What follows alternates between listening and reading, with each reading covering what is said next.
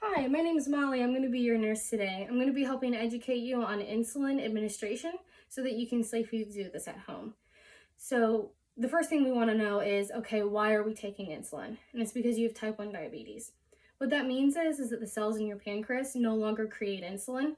So we have to artificially enter that into the body because you no longer have naturally occurring insulin. What insulin does normally in the body is remove the glucose in your bloodstream and puts it in the cells in your body so that you can later use that for energy. But because your body doesn't do that, we do that ourselves. And we do that by checking our blood sugar and then administering insulin when it's too high, which is usually above 110. Before we get in how to administer this, I just want to go over a couple of things about insulin that's important to know before administering and while you're taking it. First thing to know is what the side effects are. The side effect that we primarily focus on is hypoglycemia because once you take insulin, it's supposed to lower your blood sugar. Once it goes too low, which is below 70, that's when we enter hypoglycemia. How we treat that is usually 15 grams of carbohydrates, which is usually like 8 ounces of orange juice or even some Reese's peanut butter cups. Those work as well. Something to get it up. If that doesn't work, you'll use glucagon.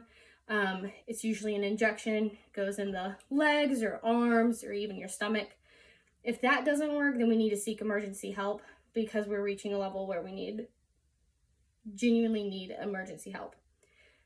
Some other things that we need to talk about is contraindications, which would be renal or liver because that changes how the insulin is absorbed in the body and how it's metabolized.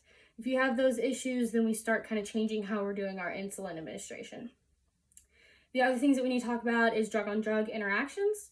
Usually BP medications because blood glucose is in the blood and BP affects the blood. Corticosteroids also that really affects insulin in a way it is metabolized. And then any other anti-diabetic medications that you may or may not take based off of your diagnosis.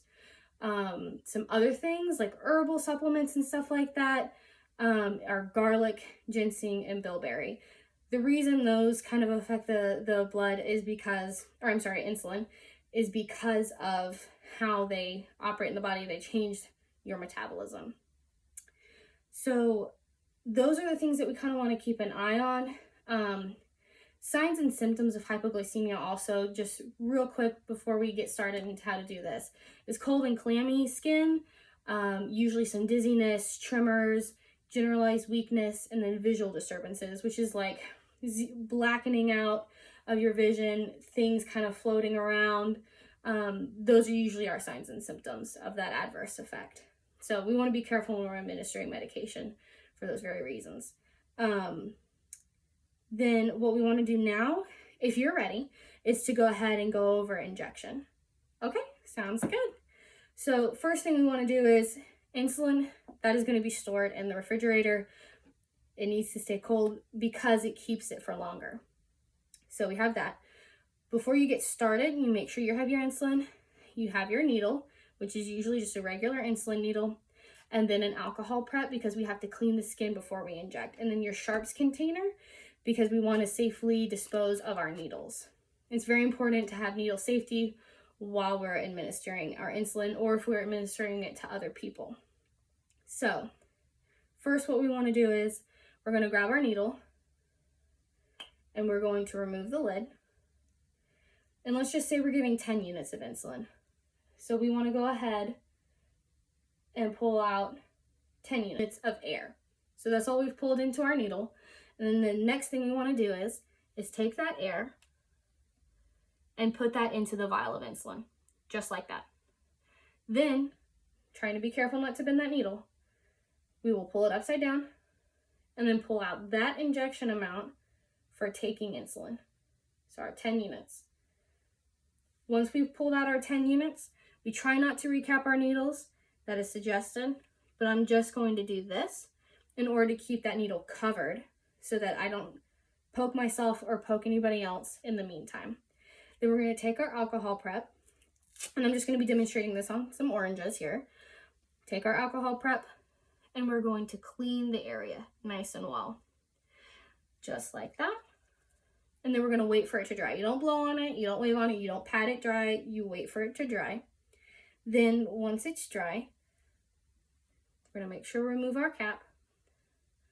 We're gonna pinch the skin, and this is going in a 90-degree angle, so straight in. Pinch the skin, straight in, inject, push the insulin in, relieve that pinch, and count to 10 seconds. 1, 2, 3, 4, 5, 6, 7, 8, 9, 10. And then we're going to remove our needle and we're going to dispose it into our sharps container. This is important because we don't want to stab ourselves or anybody else for that matter. And this just keeps everything safe for a proper disposal of needles. Do we have any questions? Awesome. So I'm just going to have you demonstrate that back to me. But real quick, I want to make sure that I hand you this flyer right here. It has a basic setup of all the things that I just told you. It even has a checklist of how to administer these things to you. It also has all of the signs and symptoms I said of hypoglycemia, what insulin does, things not to do, like taking that garlic or the ginseng, and just things that you may or may not want to be able to have quick information on. So I'm just going to hand this to you.